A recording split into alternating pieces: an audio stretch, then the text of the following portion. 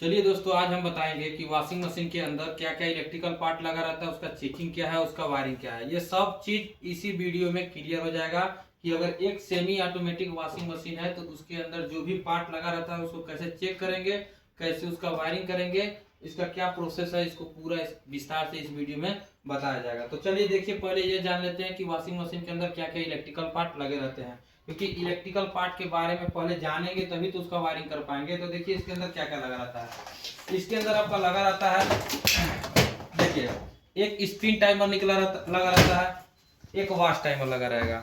यानी कि इसके अंदर देखिए नीचे से दो मोटर लगा है, एक कपड़ा धोने वाला एक मोटर, एक कपड़ा सुखाने वाला, जिसको हम धोने वाले मोटर को बोलते हैं वॉश मोटर और कपड़ा सुखाने वाले मोटर को बोलते हैं स्पिन मोटर। दो मोटर इसके अंदर लगा रहता है। अब इसमें से देखिए मोटर से तीन तार निकला रहता है, कपड़ा धोने वाले में से बोले तो वॉश मोटर से, और तीन वायर निकला रहता है स्पिन मोटर से, जिसका एक रनिंग एक स्टार्टिंग कॉमन होता है। इसमें भी रनिंग स्टार्टिंग कॉमन होता है। इसी दोनों मोटर को कंट्रोल करने के लिए दो स्विच लगा रहता है, एक वॉश टाइमर एक स्पिन टाइमर। स्पिन टाइमर से तीन तार निकला है, और स्पिन टाइमर से दो तार निकला रहता है, और वॉश टाइमर से तीन तार से लेके 8 तार तक निकला रहता है।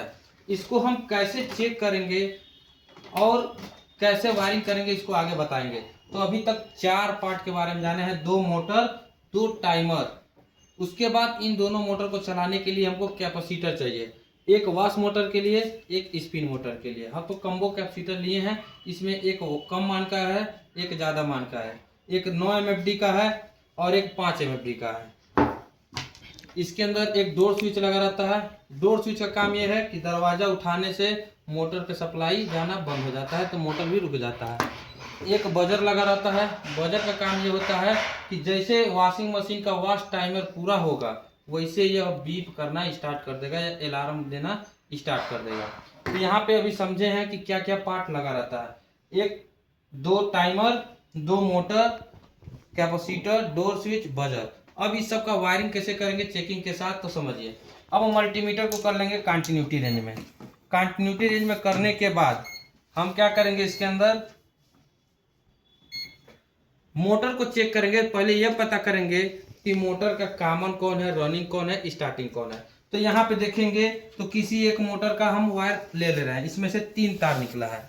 3 तार, एक तार है आपका कॉमन का, रनिंग का और स्टार्टिंग का। अब वो कैसे पता किया जाएगा उसी चीज को इस वीडियो में बताएंगे। आ रहा है ना इसमें डिस्प्ले पे। अब आगे समझिए। मल्टीमीटर का एक तार किसी भी वायर पे रख लेंगे और ये दोनों तार को चेक करेंगे। चेक करने का तरीका क्या है कि इसके कॉमन पहले पता किया जाता है। जिस 2 तार पे सबसे ज्यादा रीडिंग आएगा उसको छोड़कर तीसरा कॉमन होगा। तो अभी हम चेक कर रहे हैं, इस पे आ रहा है 110, 101 है, इस पे आ रहा है 109, और इन दोनों पे चेक करने पर 210 आ रहा है। यानी कि सबसे ज्यादा आ रहा है आपका व्हाइट और रेड पे। इसको छोड़ देंगे और ब्लू वाला हो जाएगा कॉमन। अब हम कॉमन से रनिंग और स्टार्टिंग पता करेंगे। तो मल्टीमीटर का एक तार रखेंगे कॉमन पे और ये बचे दोनों तारों में से हमको रनिंग और स्टार्टिंग वायर पता करना है। तो जिस पे रीडिंग कम आएगा वो रनिंग का होगा। इस पे 101 रीडिंग आ रहा है और इस पे 109 रीडिंग आ रहा है। यानी कि रेड वाला पे कम आ रहा है और व्हाइट वाला पे ज्यादा। तो रेड वाला पे जो कम आता है वही रनिंग का रहेगा। तो इसमें हमको कॉमन ये मिल गया ब्लू वायर और रनिंग का मिल गया रेड वायर। ये व्हाइट वाला स्टार्टिंग का वायर है। उसी तरह हम इस मोटर को चेक करेंगे। इस मोटर में क्या है, बस हमको कॉमन पता करना होता है, रनिंग और स्टार्टिंग नहीं पता करना होता है। क्योंकि रनिंग स्टार्टिंग इसलिए नहीं पता किया जाता है क्योंकि ये मोटर दोनों तरफ चलता है, क्लॉकवाइज एंटी क्लॉकवाइज। तो इसकी रनिंग में भी सेम बाइंडिंग रहेगी, स्टार्टिंग में भी सेम बाइंडिंग रहेगी। तो बस कॉमन पता करेंगे। जैसे इसका रूल था 2 तार छोड़ के तीसरा, जिसपे ज्यादा रीडिंग आएगा उसको छोड़ के तीसरा कॉमन। तो उसी तरह इसमें बस हमको कॉमन पता करना है। तो चलिए देखते हैं। अभी हम रेड वायर पर लगा दिए मल्टीमीटर का तार। इस पे आ रहा है 71। अब व्हाइट वाला, रेड से व्हाइट चेक कर रहे हैं तो 36 आ रहा है। और इन रेड वाले को छोड़ के और व्हाइट और येलो को चेक कर रहे हैं तो 36 आ रहा है। यानी कि इस तार से दोनों पे रीडिंग क्या आ रहा है, बराबर आ रहा है। तो हम देखेंगे 71 सबसे ज़्यादा रीडिंग किस पे आया था। तो हमारा सबसे ज़्यादा रीडिंग देखते हैं किस पे आया था।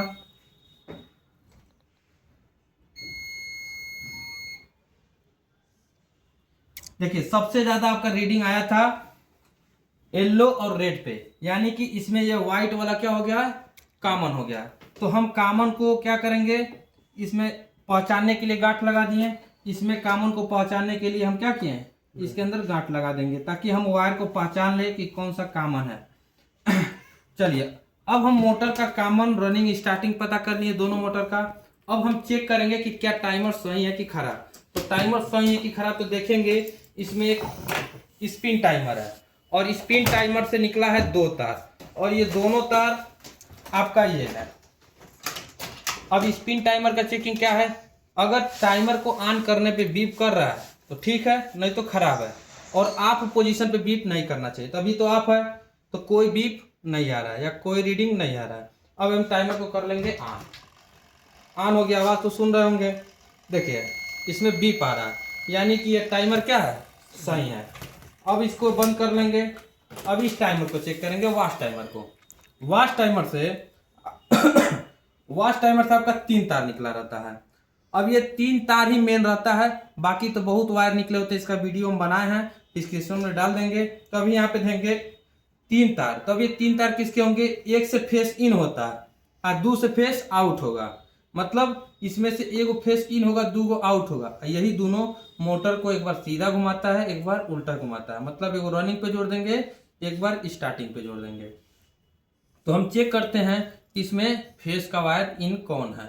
तो इसमें पता करने के लिए मल्टीमीटर का तार एक पे रखेंगे।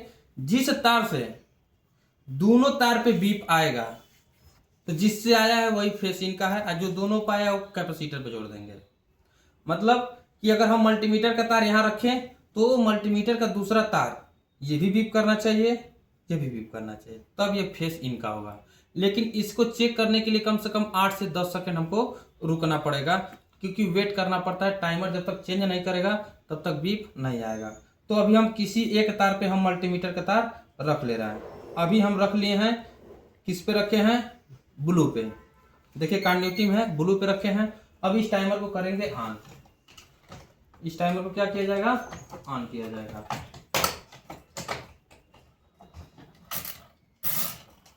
देखिए टाइमर ऑन कर दिए, ब्लू पे रखे हैं। अगर ये ब्लू वाला कॉमन तब होगा जब इससे इन दोनों पे बीप आएगा, तभी इस पे चेक कर रहे हैं। लगभग 8 सेकंड का इंतजार करेंगे। देख रहे हैं इस पे बीप आ रहा है। अगर इस पे आ गया तब यह क्या है, कॉमन है या फेस इन का है। तो अभी हम इस पे रख रहे हैं और इंतजार कर रहे हैं 8 सेकंड का। कट कर दिया, बीप नहीं आया। एक बार और इंतजार कर लेते हैं, क्या पता हमने लेट कर दिया हो।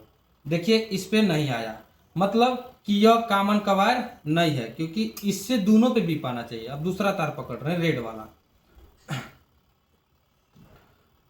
अब इस पे चेक करेंगे रेड वाला कॉमन कब होगा, जब इस दोनों तार पे बीप आएगा तब। तो अभी हम रेड पे रखे हैं और इन दोनों को बारी बारी से चेक करेंगे।